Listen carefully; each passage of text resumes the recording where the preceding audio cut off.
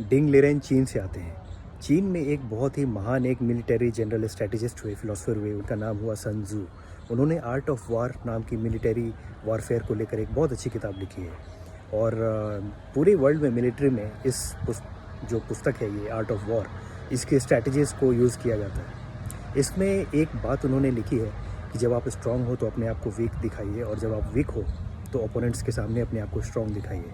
और इस तरीके की पूरी उनकी फ़िलॉसफी रही है। चाइना की जो इंटरनेशनल पॉलिटिक्स है, जियो पॉलिटिक्स है, वो इसी फ़िलॉसफी पे काम करती है। They are not really getting into war, but they will make you do the first mistake. ये जो पूरा जो एक टूर्नामेंट हुआ है अभी, ये वर्ल्ड चेस चैम्पियनशिप गुकेश और डिंग लिरेन के बीच, इसी इंटरेस्टिंग आर्ट जो मेंटल गेम है, इस पे बहुत कुछ निर्भर करता था। और विश्वनाथन आनंद ने पहले ही कह दिया था कि ये टूर्नामेंट जो है ये मेंटल गेम है और मोर देन स्किल्स।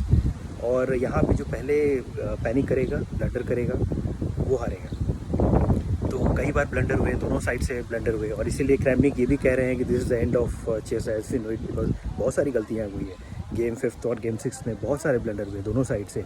कुछ गुकेश ने भी गलतियाँ की, मैग्नस कार्लसन भी खुश नहीं थे, उन्होंने कहा था कि generally Gukesh has not impress me. तो गेम 11 में आपने देखा होगा कि डिंग लिरेन ने बहुत ब्लंडर किया था।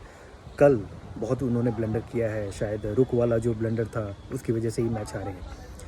तो ये गुकेश का जो रिएक्शन आप देखेंगे मैच के बाद, टूर्नामेंट जीतने के बाद, वो बहुत इंपॉर्टेंट है, क्योंकि आमतौर पर चेस में ऐसा नहीं दिखा जाता। बाकी स्पोर्ट्स में ऐसा दिखा गया है, प्लेयर्स एक्सप्रेसिव हुए हैं, लेकिन चेस में ऐसा बहुत कम दिखा गया। मैंने कभी नहीं देखा। मैंने कैस्परोव को, क्रैमनिक को, टोपालोव को, कार्पोव को, आनंद को, पुराने जो जितने भी खिलाड़ी होते थे, किसी को नहीं देखा। ये मैं फर्स्ट टाइम देख रहा हूँ कि चेस में इस तरह का एक एक्सप्रेशन। और वो इसलिए हो रहा है क्योंकि ये पूरा टूर्नामेंट मेंटली ट्रेनिंग था। जैसे ताओ की फ़िलॉसफी में कहा जाता है कि दो ताओवादी जब लड़ते हैं तो वो लड़ते नहीं हैं, एक दूसरे को उकसाते रहते हैं कि कौन पहले गलती करेगा। तो वही चीज़ जो हर चीज़ जैसे सभी क्षेत्रों में जो बदलाव हो रहा है इन एवरी फील्ड, वही बदलाव स्पोर्ट्स में भी हो रहा है। Now it has become 50-60% skills and majorly 50%, 60-40% it's about the mind set.